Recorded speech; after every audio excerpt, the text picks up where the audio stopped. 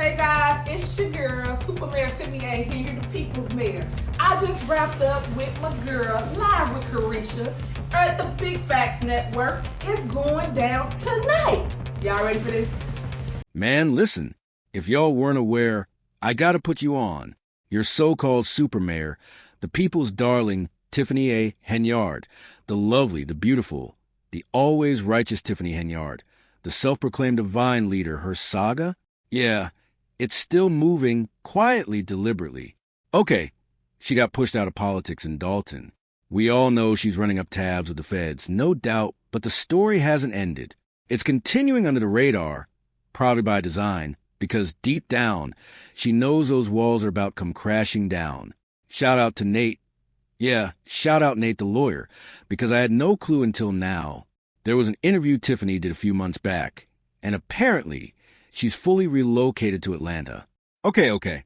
Last time I checked, I thought she was just on her world tour, flexing her money, living her best life.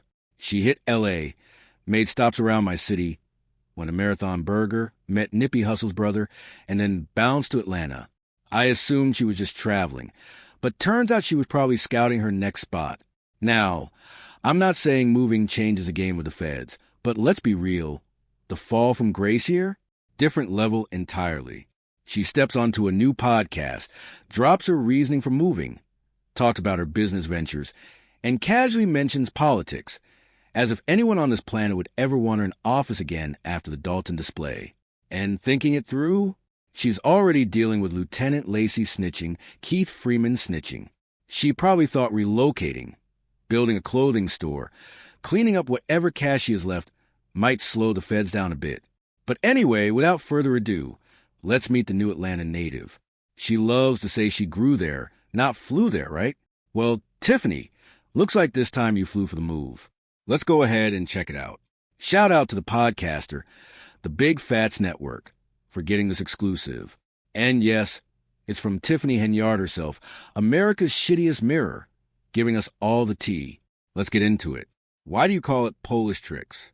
Because, the saying goes, if you can trick them, you can beat them. Yes. Yeah, I like that. Knowing that you're here in the city, what's your take on the political vibe in Atlanta? It's kind of quiet. Where I come from, everything's fast-tracked. Here, it's slower, a little too slow for me. I'm used to fast, upbeat, always on the move. I don't really see anyone. I'm still new to it. I'm used to politicians like myself, always in your face, always on the streets. Now let's pause right there. Let her yap all she wants. But think about it. There's a reason she's not seeing politicians out and about. Okay, Tiffany, listen. Your performance was broadcast across all 50 states and even overseas. You were the top soap opera for people craving political drama and laughs. But within a 20-mile radius, no local politician wants anything to do with you. Politicians exist in Atlanta. Trust me, they're all over, moving and grooving, but when they see her, they hop back in their cars and drive the opposite way. It's almost comical that she comes to a completely new city, a completely new state, Georgia, and starts talking underscore about their politics. She's asking if she wants to be a politician there too. Now she's eyeing a few cities in Atlanta, thinking she can just slide in like it's nothing. Come on, sweetheart. Focus on putting that money away for commissary, whether it's 10 years or 5. That's the real play. That's what matters. Always being one with the people, right? That's what I'm used to. But here, it's like everyone's hiding. They barely step outside. I don't run into them at all. Okay, so you haven't seen any of the politicians out even with the last election? Nobody. Nobody came to the doors. I don't know if it's text, email, or mailers, but I don't see boots on the ground. That's what I'm used to. Boots on the ground. Oh, you don't see boots on the ground? I did see Andre at a few events downtown, but that's mostly the heart of Atlanta. Outskirts, your Decatur, Stockbridge, forget it. Shout out to the young lady interviewing her. She knows the deal. Nobody wants to be around this woman. And if you watch her face during the interview, you can see the really Tiff. Really? You want to say that? Vibe. Her facial expressions aren't hiding her emotions. She knows Tiffany's A__clown, but she smiled through for ratings. Go subscribe to her channel. Seriously. Tiffany's out here trying to weasel into Atlanta like the virus is spread. Nah, we gotta shut that down. But let's keep it moving. Let's talk Tiffany Henyard's sudden party switch. Personally, I don't care what party you stand for. Stand for something. Be consistent. But the problem? Changing for personal gain. That's exactly what Tiffany's doing. Tiffany Henyard, lifelong Democrat, suddenly flips because her old party started hating her. Now she's saying, well, I like what the Republicans are doing. Man, that's the most fake, disingenuous political flip I've ever seen. Watch out for people like her, using politics to boost themselves. Her switch wasn't about beliefs. It was about survival. There's been a lot of talk about black community members leaving the Democratic Party. Ooh. Yes, they're talking. Honey, they're talking. What do you think? I'm really glad people are having the conversation, but I want them to actually educate themselves. Understand who does what, how the process works. Stop pointing fingers without facts. Stop spreading fiction. This time, go do the research and speak with facts. Facts, not fiction. Do your research. Facts, research, facts, facts, research. She repeats it so much that it doesn't even mean anything anymore. Say research 100 times back to back, and it loses all weight. What does that have to do with anything? Let's break it down. What does switching parties really prove for Tiffany? People are saying that voters keep choosing Democrats, but the Democrats aren't doing a thing for the black community. True. I lived it. That's real. You lived it? I lived it because I am a Democrat. I ran as a Democrat. Check my voting record. Always a Democrat ballot. And honestly, a lot of those Democrats don't belong in the seats they hold. You residents have to research them and stop blindly trusting a label. Just because they say they're a Democrat doesn't mean they're working for you. Most of them, they're really just for themselves. Exactly. You have to pay attention, and you have to flip the narrative. That's what we're missing right now. Right now, Republicans seem to be handling things better, at least in my opinion. Everyone's entitled to their opinion. But here's the kicker. When Tiffany speaks about this, she frames it as experience, like she's speaking from knowledge. Yet, her own party attacked her relentlessly. Hilarious. There's this concept called in-house cleaning. You deal with the rot inside your own camp. And guess what? Tiffany was the rot. She was corruption personified. Now, after getting removed, she's playing double agent. Try and make Democrats feel guilty. Listen, I get change of your opinion.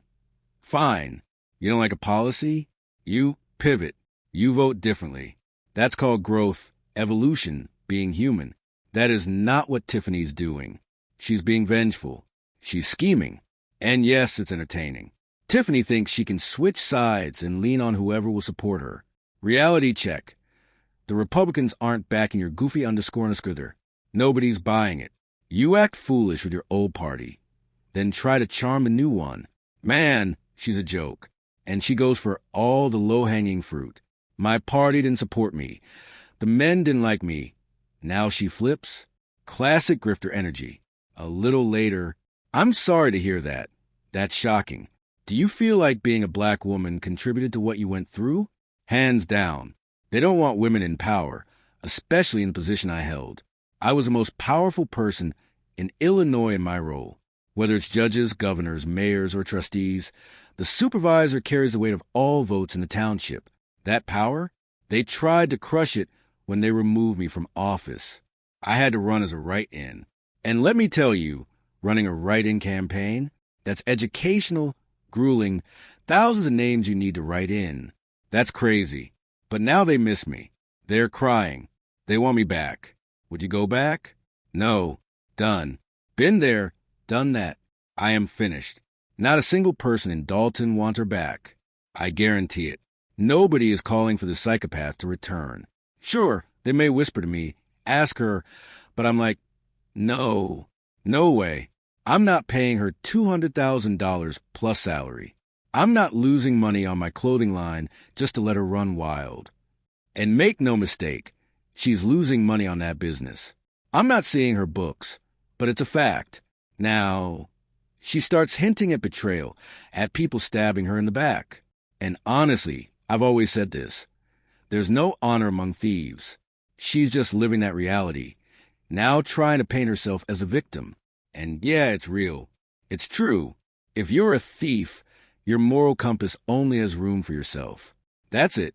Tiffany's feeling it now, because Lacey and Keith Freeman, they're ready to stab her in the back just to save themselves. No loyalty left. The money stopped flowing months ago. If she had kept tossing a couple $100,000 their way, maybe she'd still have some. But nah, Louis Lacey, he's in his 60s. For years in prison? Forget it. Snitches everywhere. And Tiffany's about to take the hardest hit. Now, let's see what she said about her mayoral days. You served as mayor of Dalton for several years. Looking back, what's the most defining moment? And how did it shape your leadership? Man, this is a message for anyone in the room. Entrepreneurs, students, whatever, watch the company you keep. It's crucial. Doesn't matter if you're a celebrity, a singer, a rapper. Pay attention to who surrounds you. That's her so-called defining moment as mayor and supervisor. And yeah, half the time her vocabulary makes no sense. She's mumbling, but somehow she thinks it's profound. She went on and on about people being planted there around her. Planted. Not planet, Tiffany. Planted. The past tense of plant. Bro, she cannot even say a simple word correctly. It's infuriating. She's trying to sound like some kind of visionary, but she's just fumbling through her sentences. Yet she says it like she's dropping wisdom. All of that built my character. I'm still pushing. Still going. It's the people around me who wanted to see me fall. You think we're together, but we ain't together. Be wary of those you call friends. Friend ends with an end. It's not forever. People are seasonal. You move to the next season. Sometimes they don't come with you. And let me tell you, that knowledge, straight from motivational Facebook posts. Tiffany, you are not profound. You're not a leader. You're not an entrepreneur. Every single business venture you've ever attempted, failure. Absolute failure. Somehow she's still flopping, and she's talking like she's teaching life lessons. Then she went there, the classic, if I were a man line. If I were a white man, hands down, things would have been different. I wouldn't be attacked. I'd still be in office. It's a boys' club. Yeah, Tiffany, we get it. Us women, harder path. Napoleon Harris? Sure, you see the coverage about his scams. But the difference between you and him? He doesn't pull the stunts you did. Maybe a man doing your antics would get a pass. But Tiffany?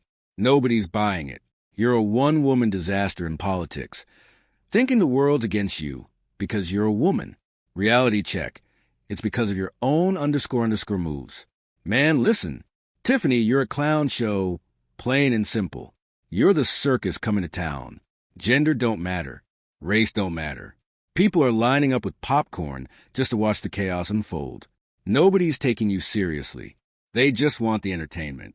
And after the show, they're telling you to get the __ out because you've overstayed your welcome.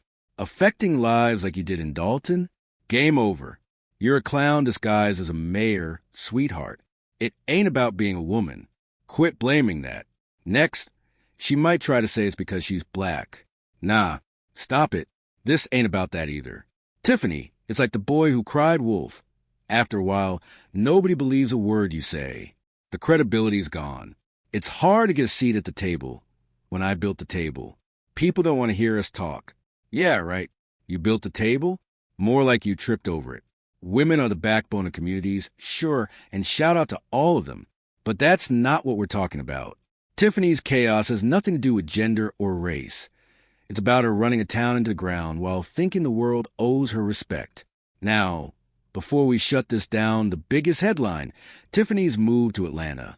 Quietly, secretly, trying to reboot, and she's plugging her clothing brand now, trying to get that off the ground.